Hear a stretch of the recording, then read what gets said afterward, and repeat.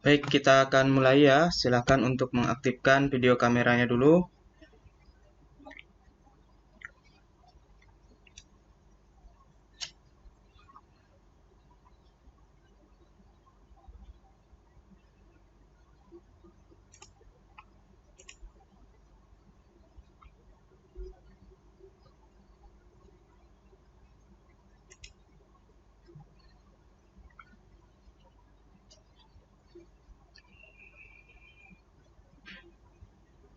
Baik, Assalamualaikum warahmatullahi wabarakatuh. Waalaikumsalam. Waalaikumsalam warahmatullahi wabarakatuh. Alhamdulillah kita dapat berjumpa kembali pada sore hari ini.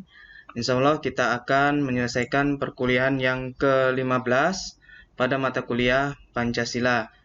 Nah, dalam pertemuan ini masih seperti beberapa pertemuan sebelumnya ya, menggunakan metode diskusi dan presentasi dari kelompok. Baik, sebelum kita memulai perkuliahan, marilah kita berdoa terlebih dahulu. Bismillahirrahmanirrahim. Raditu billahi robba, wabil islami dina, wabil muhammadin nabiyya wa rasula, Rabbi zidni ilma warzuqni fahma. Amin ya robbal alamin.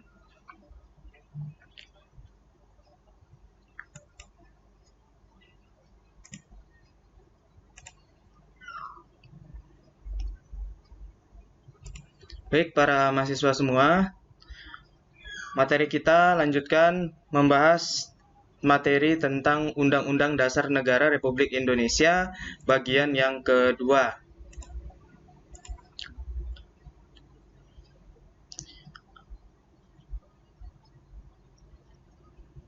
Pembahasan pertama terkait demokrasi Indonesia sebagaimana yang dijabarkan dalam Undang-Undang Dasar 1945 hasil amandemen atau perubahan pada tahun 2002.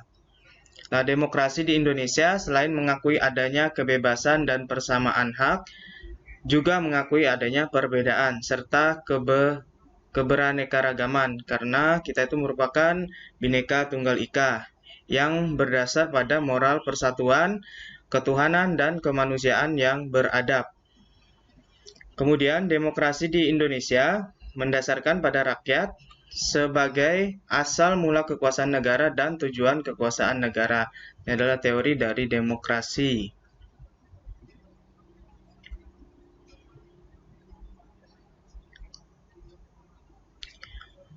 Adapun sistem pemerintahan demokratis itu memiliki unsur-unsur. Yang pertama adalah keterlibatan warga negara dalam pembuatan suatu keputusan politik. Kemudian yang kedua, tingkat persamaan tertentu di antara warga negara. Kemudian tingkat kebebasan atau kemerdekaan tertentu yang diakui dan digunakan oleh warga negara. Kemudian adanya suatu sistem perwakilan serta suatu sistem pemilihan kekuasaan mayoritas. Artinya suara yang terbanyaklah yang nantinya terpilih menjadi sebagai suatu pemimpin di suatu pemerintahan.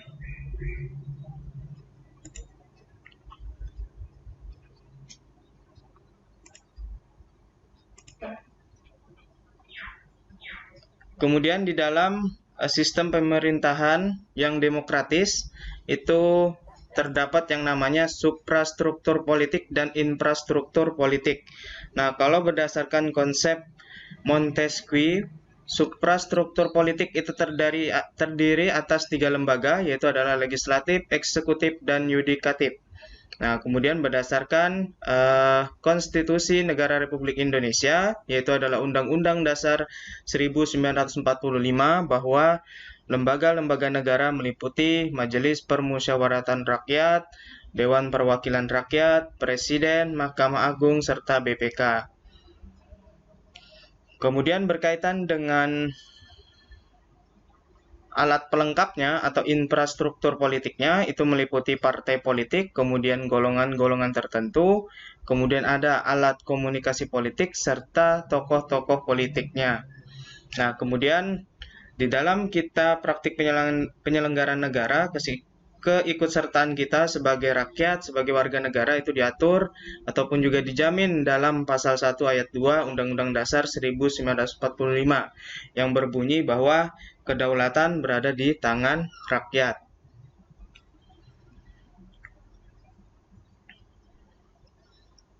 Baik, berikutnya konsep kekuasaan di dalam demokrasi.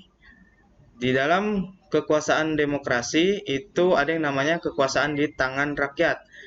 Itu dasarnya adalah pembukaan UUD 1945 alinea keempat. Kemudian ada pokok pikiran dalam pembukaan UUD 1945.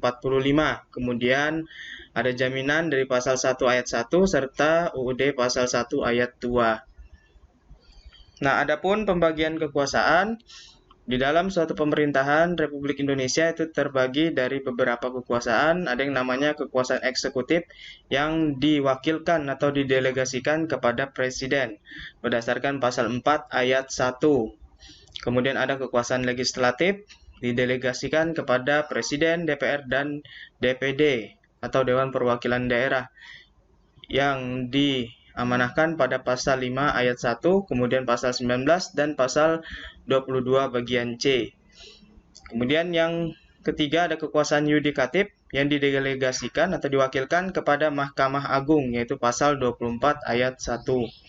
Serta ada kekuasaan inspektif atau mengawasi jalannya penyelenggaraan negara itu didelegasikan kepada Badan Pemeriksa Keuangan dan Dewan Perwakilan Rakyat. Nah, berkaitan dengan Dewan Perwakilan Rakyat sebagai pengawasan itu ada dijamin pada pasal 20A ayat 1 bahwa Dewan Perwakilan Rakyat memiliki fungsi pengawasan. Kemudian berkaitan dengan kekuasaan ternyata juga ada yang namanya pembatasan kekuasaan. Terkait pembatasan kekuasaan itu diatur di dalam proses atau mekanisme yaitu 5 tahunan kekuasaan, di mana selama 5 tahunan kekuasaan itu adalah masa atau periode untuk kekuasaan menjalankan roda pemerintahan, kemudian melakukan adanya fungsi pengawasan kekuasaan serta pertanggungjawaban kekuasaan. Nah, berikutnya sebagai negara Republik Indonesia adalah merupakan negara hukum.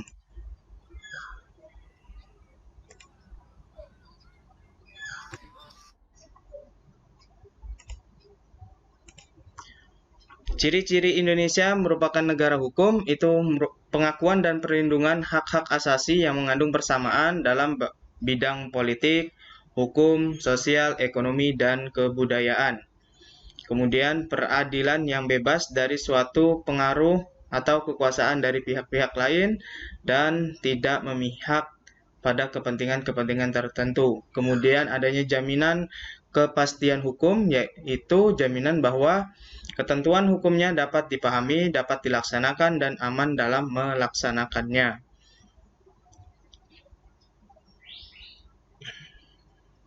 Yang sudah nampak jelas bahwa kalau negara kita negara hukum, itu adanya jaminan kepastian hukum, yaitu bahwa ketentuan hukumnya dapat dipahami, kemudian dapat dilaksanakan, dan aman dalam melaksanakannya.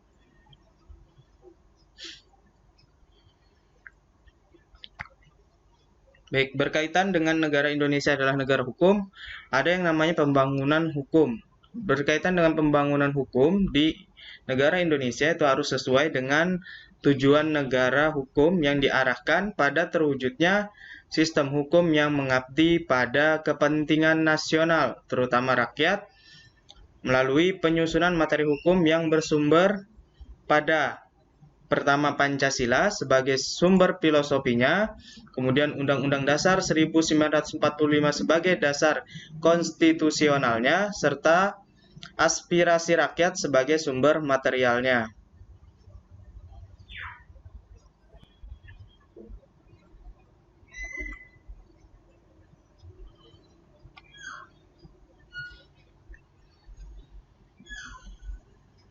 Berikutnya, berkaitan dengan sistem pemerintahan negara hasil amandemen 2002.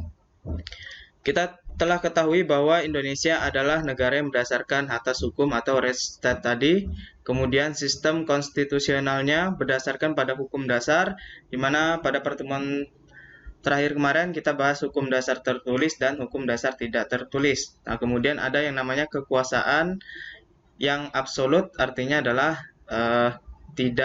tak terbatas. Artinya kekuasaan itu memiliki batas, yaitu adalah 5 tahun masa pemilihan.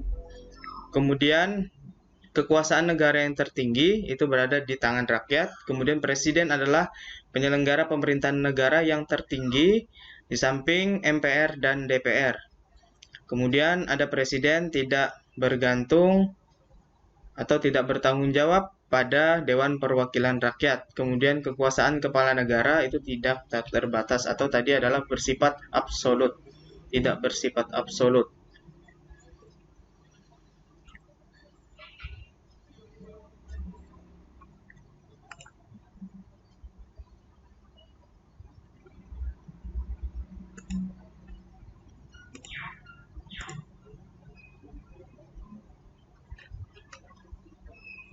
Oke, kemudian di sini ada berkaitan dengan hasil kuantitatif amandemen.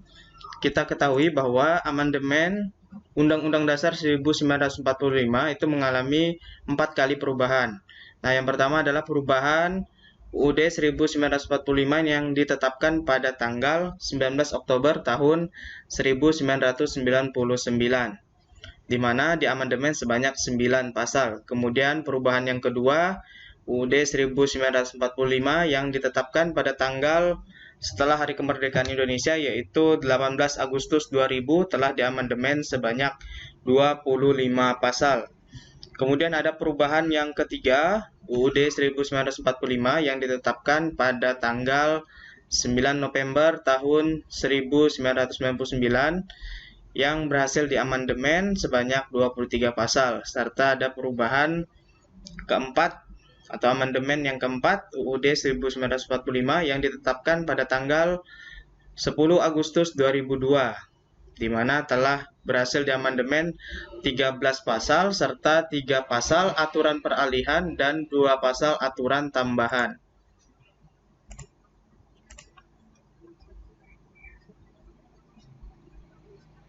Nah, di sini ada kesimpulan bahwa jumlah total pasal UUD 1945 hasil perubahan pertama sampai yang keempat itu adalah 75 pasal. Nah, tetapi nomor pasalnya tetap sama, yaitu 37, tidak termasuk aturan peralihan dan aturan tambahan.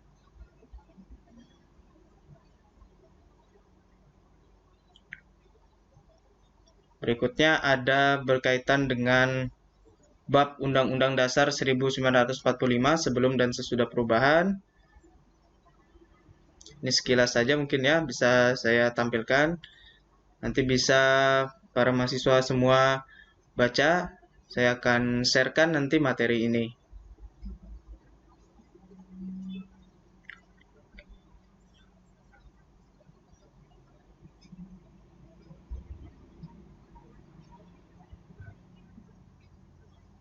Baik, di sini ada berkaitan dengan kekuasaan dari lembaga-lembaga yang mengalami amandemen.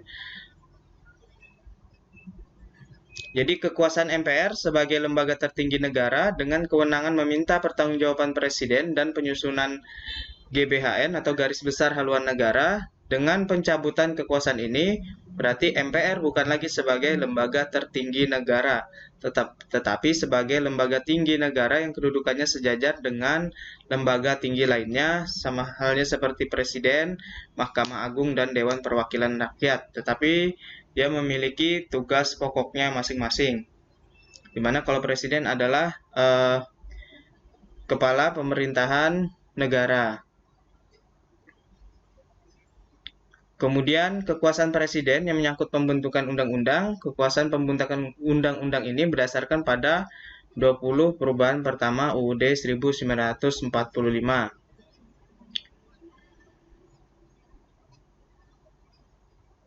Nah, di mana terkait kekuasaan pembentukan undang-undang itu tidak lagi dipegang oleh presiden, melainkan dipegang oleh Dewan Perwakilan Rakyat.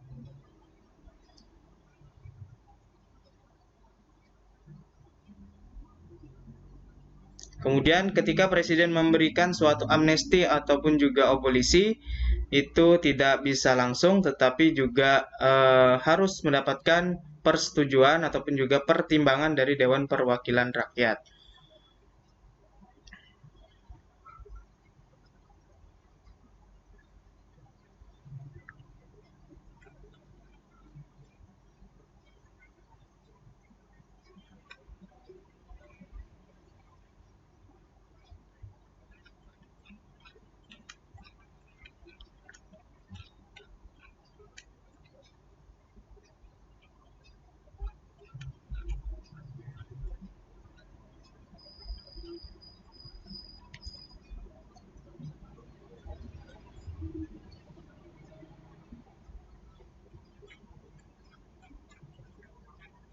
Baik, berikutnya ada kekuasaan presiden, di mana kekuasaan presiden ini sekarang lebih terbatas, di mana yang dulunya hakim agung diangkat oleh presiden, sekarang sudah tidak lagi diangkat oleh presiden, melainkan diajukan oleh suatu lembaga, yaitu Komisi Yudisial, untuk nanti diminta persetujuan oleh Dewan Perwakilan Rakyat yang selanjutnya ditetapkan oleh presiden. Artinya presiden itu nanti juga masih ada sumbangsinya gitu ya, tetapi lebih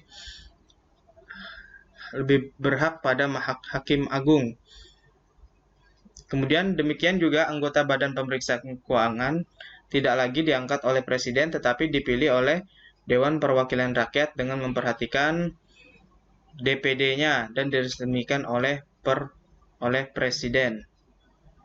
Keterlibatan Dewan Perwakilan Rakyat dalam proses pengangkatan Panglima Tentara, kemudian Kepala Kepolisian Republik Indonesia atau Kapolri, itu juga bagian dari presiden. Kemudian keterlibatan Dewan Perwakilan Rakyat dalam hal pengangkatan pejabat-pejabat tersebut mencerminkan suatu mekanisme ketatanegaraan yang mengarah kepada keseimbangan dan demokratisasi.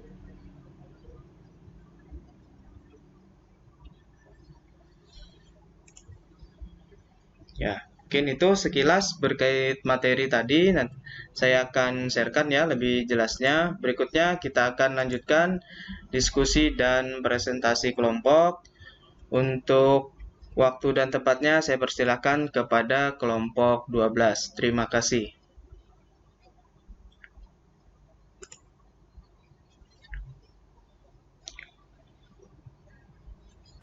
Pak, mohon izin Pak, saya yang share screen. Ya. Oke. Ya Pak, terima kasih Pak.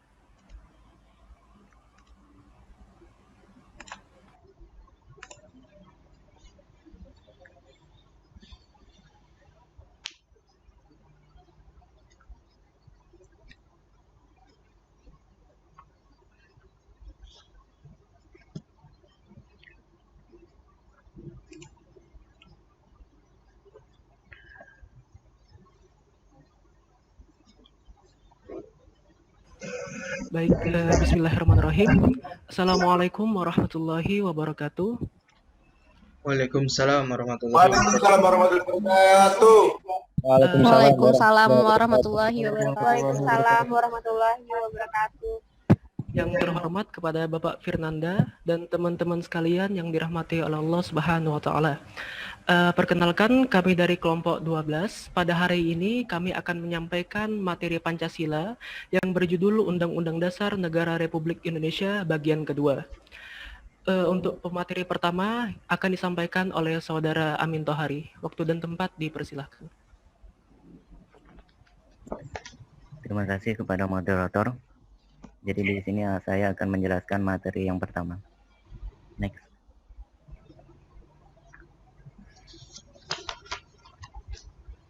Yang pertama, struktur pemerintahan negara Indonesia berdasarkan Undang-Undang Dasar 1945. Indonesia saat ini menganut sistem pemerintahan presidensil dengan prinsip checks and balance, di mana ada pemisahan kekuasaan, yaitu 1. Kekuasaan eksekutif, yang berarti kekuasaan menjalankan undang-undang atau kekuasaan menjalankan pemerintahan. Yang kedua, kekuasaan legislatif, yang berarti kekuasaan membentuk undang-undang. Dan yang ketiga, kekuasaan yudikatif, yang berarti kekuasaan mengadili terhadap pelanggaran atas undang-undang. Next. Kemudian di sini apa itu istilah checks and balance?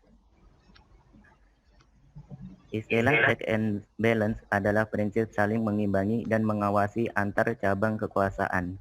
Biasanya dalam konteks kekuasaan negara, maka Presiden harus memperhatikan sungguh-sungguh suara DPR dalam hal fungsi legislasi, fungsi pengawasan terhadap jalannya pemerintahan, dan fungsi anggaran pendapatan dan belanja negara atau APBN. Next.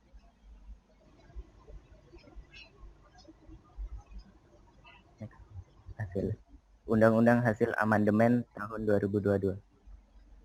Secara amandemen yang terakhir yaitu amandemen keempat yang disahkan dan juga dilaksanakan pada tanggal 10 Agustus 2002, yang disahkan melalui SE MPR pada tanggal 1 sampai 11 Agustus 2002. Pada amandemen yang terakhir ini dilakukan perubahan yang lebih sedikit jika dibandingkan pada perubahan sebelumnya, di mana hanya dilakukan amandemen terhadap 2 bab dan juga 13 pasal saja. Next. Bab 4, Dewan Pertimbangan Agung. Pasal 23B dan pasal 24 ayat 3. Bab 13, Pendidikan dan Kebudayaan, pasal 31 ayat 1 dan pasal 31 ayat 2. Bab 14, Perekonomian Nasional dan Kesejahteraan Sosial, pasal 33 ayat 4, pasal 34 ayat 1 dan pasal 37 ayat 1. Aturan peralihan, pasal 1, pasal 2 dan pasal 3.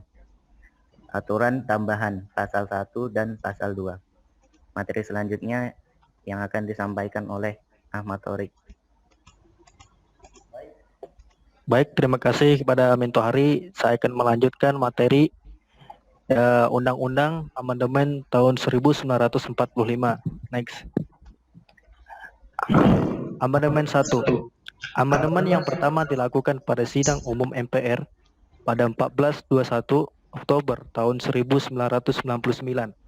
Pada amandemen pertama menyempurnakan 9 pasal, yakni pasal 5, pasal 7, pasal 9, pasal 13, kemudian pasal 13, pasal 15, pasal 17, pasal 20, dan pasal 21. Ada 2 perubahan fundamental yang dilakukan, yaitu pergeseran kekuasaan membentuk undang-undang dari Presiden ke DPR, dari pembatasan masa jabatan Presiden selama 5 tahun dan sesudahnya dapat dipilih kembali dalam jabatan yang sama hanya untuk 1 kali sama masa jabatan. Ini dengar gak suara? Baik, next. Amandemen kedua. Amandemen kedua terjadi pada sidang tahun MPR pada 7 hingga 18 Agustus tahun 2010. Pada amandemen tersebut ada 15 pasal perubahan atau tambahan dan perubahan nambah. Perubahan yang penting itu ada 8 hal, yakni otonomi daerah, desentralisasi, pengakuan serta penghormatan terhadap satuan pemerintahan daerah yang bersifat khusus atau bersifat istimewa, dan terhadap kesatuan masyarakat hukum adat beserta hak-hak tradisionalnya. Next. Amandemen ketiga. Pada sejarah amandemen yang ketiga ini, di mana disahkan melalui ST-MPR tanggal 1 hingga 9 November 2001, atau tepatnya amandemen tersebut terjadi pada tanggal 10 November tahun 2001. Ada sebanyak 3 bab dan juga 22 pasal yang dilakukan amandemen pada tahap ketiga ini. Amandemen ketiga ini menitik beratkan perubahannya pada kewenangan dan MPR, kepresidenan, kekuasaan kehakiman, keuangan negara, impeachment, serta juga memiliki inti perubahan pada bentuk serta kedaulatan negara Indonesia. Next. Amandemen keempat. Amandemen keempat berlangsung pada sidang umum MPR 1 hingga 9 Agustus tahun 2002.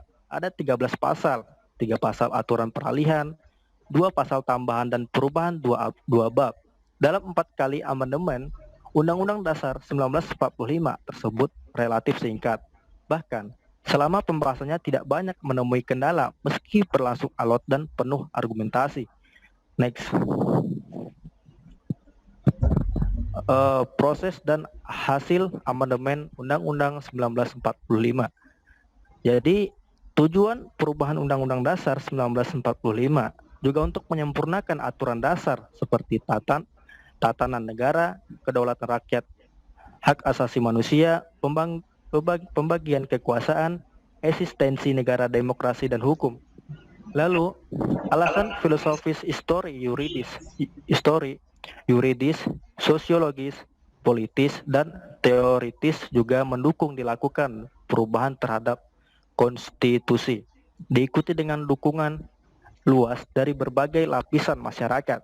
Perubahan Undang-Undang Dasar 1945 bukannya tanpa masalah, karena ada sejumlah kelemahan sistematika dan substansi Undang-Undang Dasar pasca perubahan seperti inkonsisten, keracunan sistem pemerintahan dan sistem ketatanegaraan yang tidak jelas. Perubahan Undang-Undang Dasar ternyata tidak dengan sendirinya menumbuhkan budaya taat berkonstitusi. Next.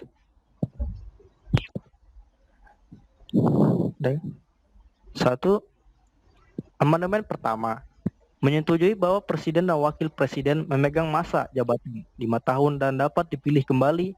Amandemen ini membatasi masa kekuasaan presiden menjadi hanya 10 tahun.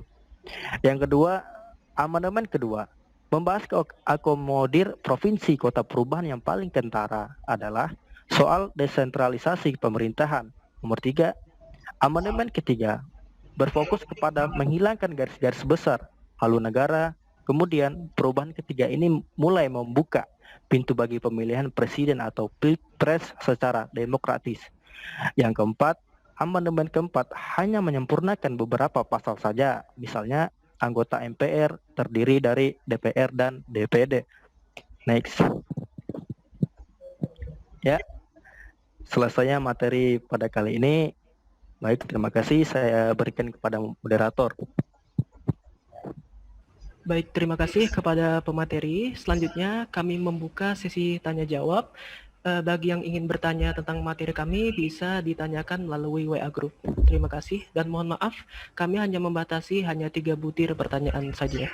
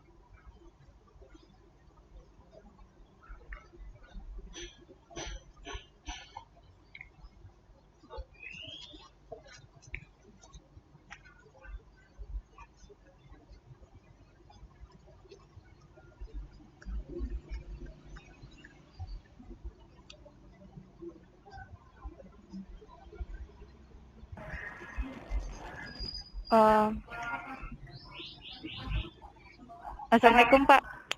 Ini mohon maaf sebelumnya, nanti kita lanjut Zoom lagi atau enggak? Masih ini ya, lanjut Zoom sebentar ya untuk nanti sesi diskusinya. Masih dilanjutkan jadi sebentar. Oh ya, baik Pak. Ya.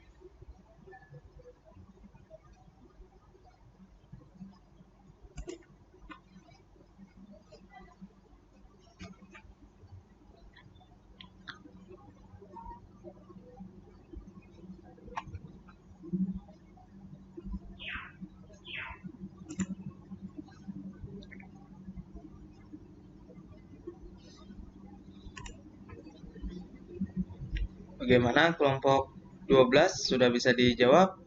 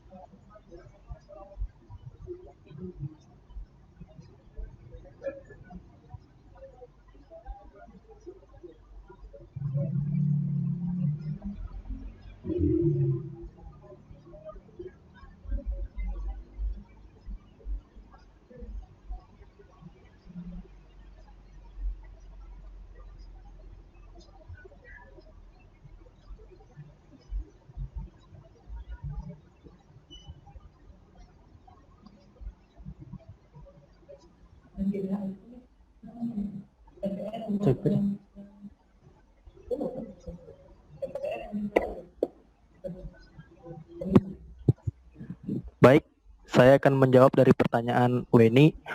Mengapa amandemen Undang-Undang Dasar dilakukan sebanyak 4 kali? Apakah itu menandakan dasar konstitusi negara tidak kuat? Baik, saya akan menjawab. Ini bukan berarti konstitusi negara ini tidak kuat. Justru sebaliknya, untuk menambah daya kuat konstitusi negara kita, yang sudah dijelaskan dari slide PPT tadi,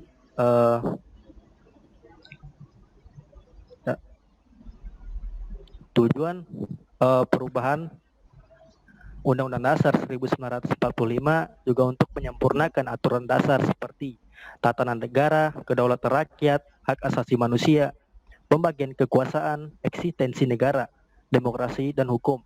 Lalu, alasan filosofi, historis, yuridis, sosiologis, politis, dan teoritis juga mendukung dilakukan perubahan terhadap konstitusi. Baik, terima kasih. Apakah jawaban saya bisa diterima oleh Weni? Ya, terima kasih. Sama-sama. Ya, oke.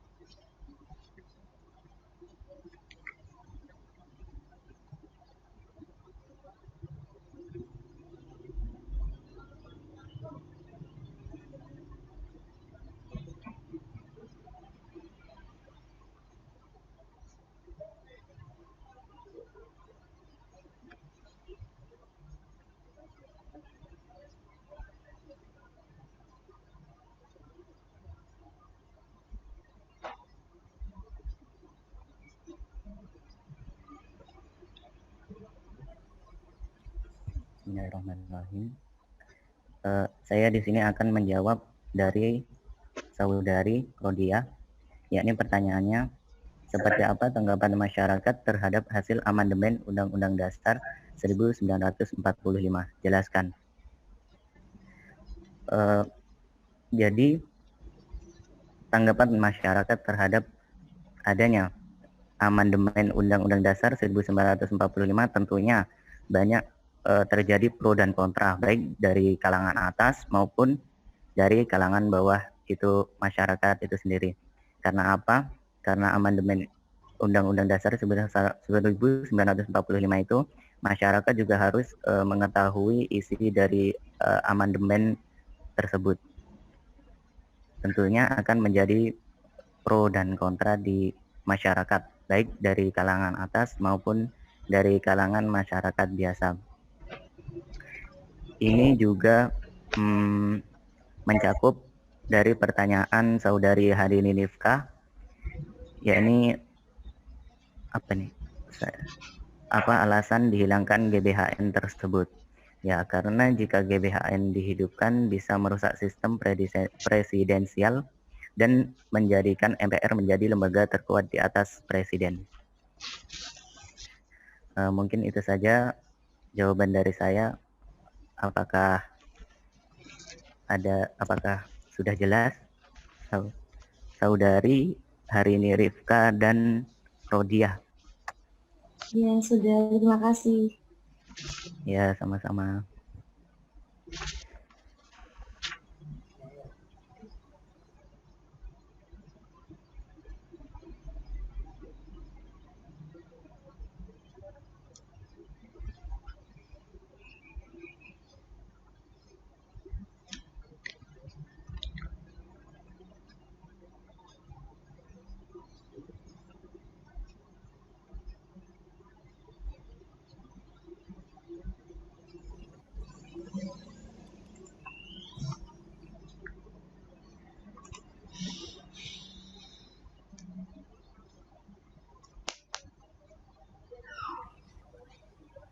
Baik, terima kasih kepada para pemateri. Selanjutnya saya akan membacakan kesimpulan.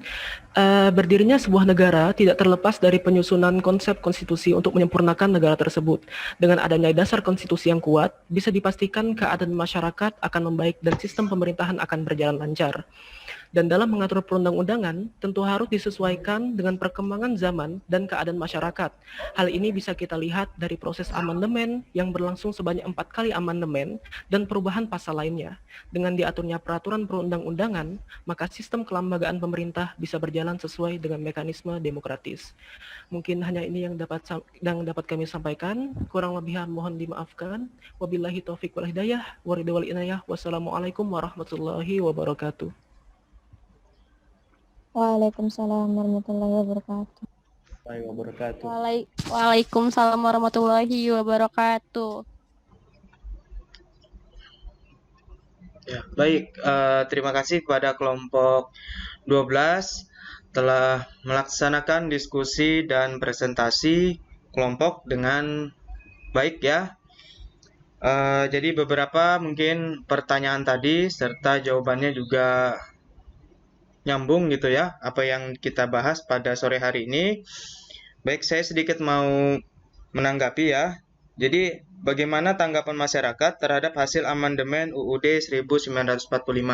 Nah, jadi hingga saat ini yang bersumberkan pada kajian-kajian bukunya Pancasila, memang berkaitan dengan hasil amandemen itu ada yang menerima serta ada yang namanya menolak. Nah, ada yang menginginkan amandemen UUD 1945 itu kepada yang aslinya, ada juga yang menginginkan suatu pembaruan.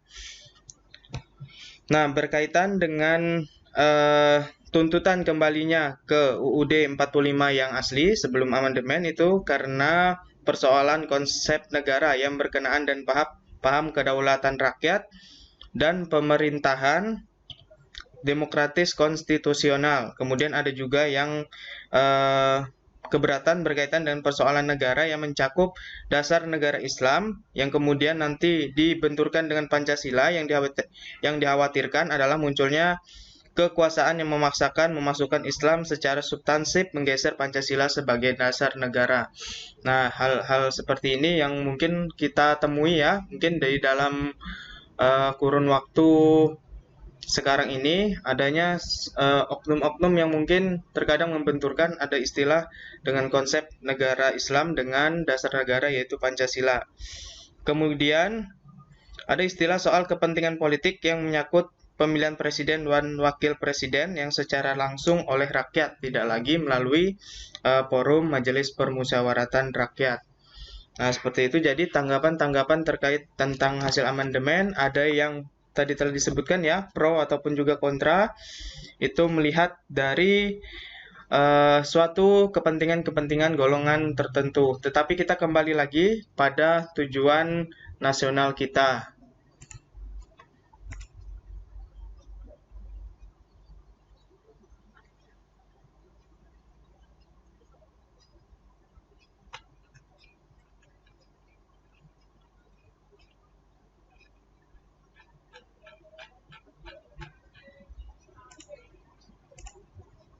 Ada pertanyaan dulu?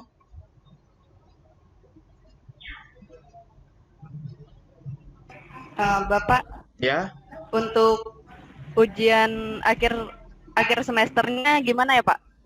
ujian akhir semester nanti di hari Senin ya, sesuai jadwal perkuliahan, pukul 7.30 insya Allah sudah kita mulai tanggal 21 ini. Sistemnya seperti penilaian tengah semester lalu, menggunakan Google Classroom. Jadi hari ini pertemuan terakhir gitu ya Pak? Ya, 15 kali ya sudah. Nanti yang ke-16-nya itu UAS.